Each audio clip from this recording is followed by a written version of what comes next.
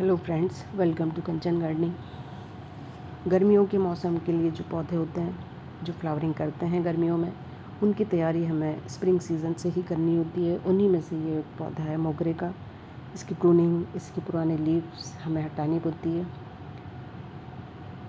तभी ये पौधा बहुत अच्छे से ग्रो करेगा। पुराने लीव्स हटाने के बाद, प्रूनिंग के बाद प्लांट को एनर्जी सारी नई शूट्स लाने में और नई लीव्स लाने के लिए लगानी होगी।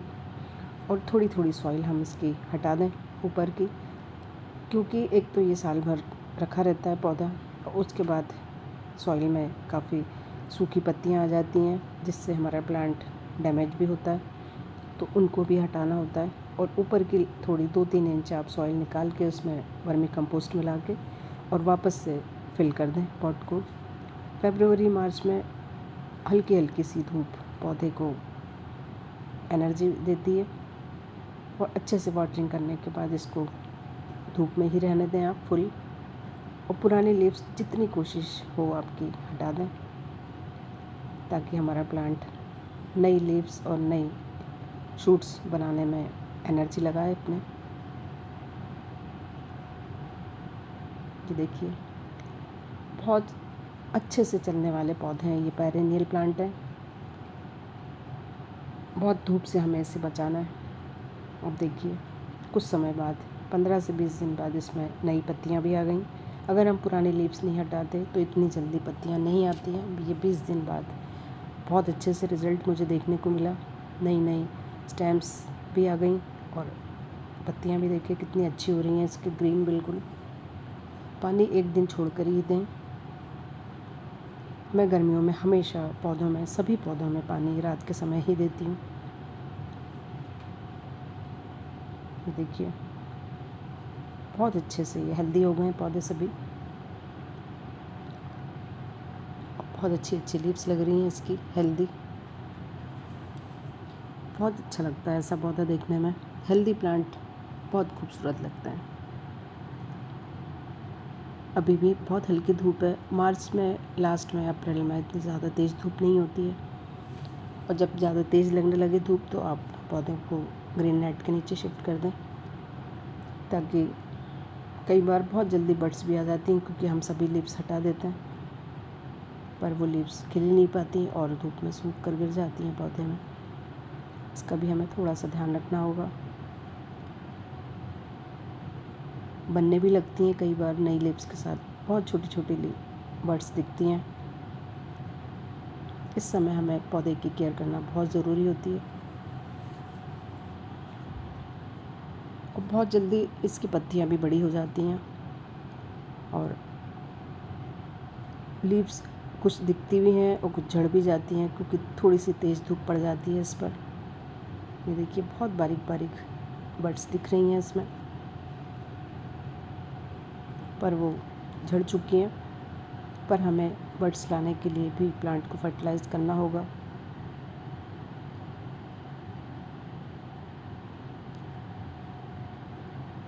बहुत अच्छी हो गई हैं लीव्स इसकी, बस बड्स इसमें आना ज़रूरी है। अब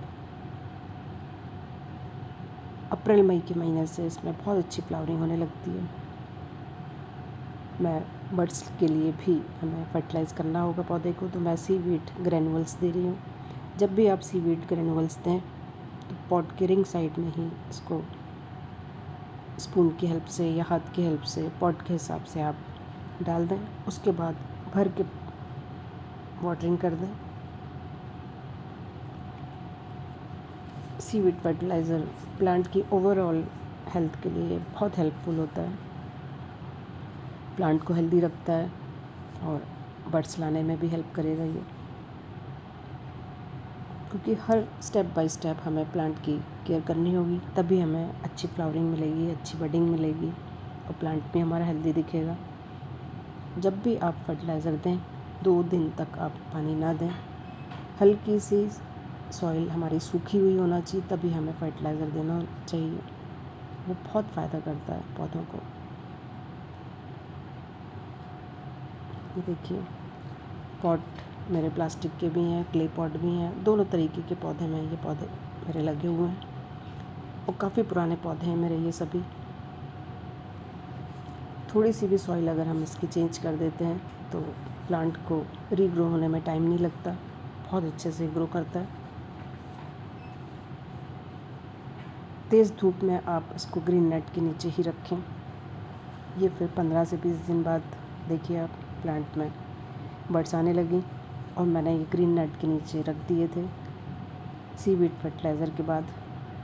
तो देखिए ग्रीन नेट के बाद ये लीव्स भी बहुत अच्छी हो गई हैं, हेल्दी दिख रही हैं और बहुत सारी बड्स भी देखने को मिली।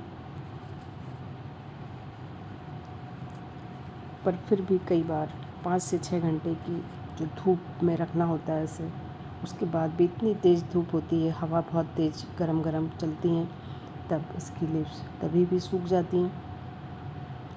तो देखिए अब तो हर ब्रांच में इसमें बहुत अच्छी बड्स दिख रही हैं, पर कुछ बड्स सूख भी गई हैं, उसे हटा दें आप।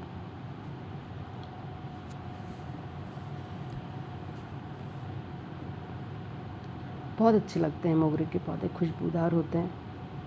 एक दिन सिर्फ इसकी फ्लावरिंग रहती है, सुबह खिलता है ये और शाम को सूख जाते हैं सभी फ्लावर्स।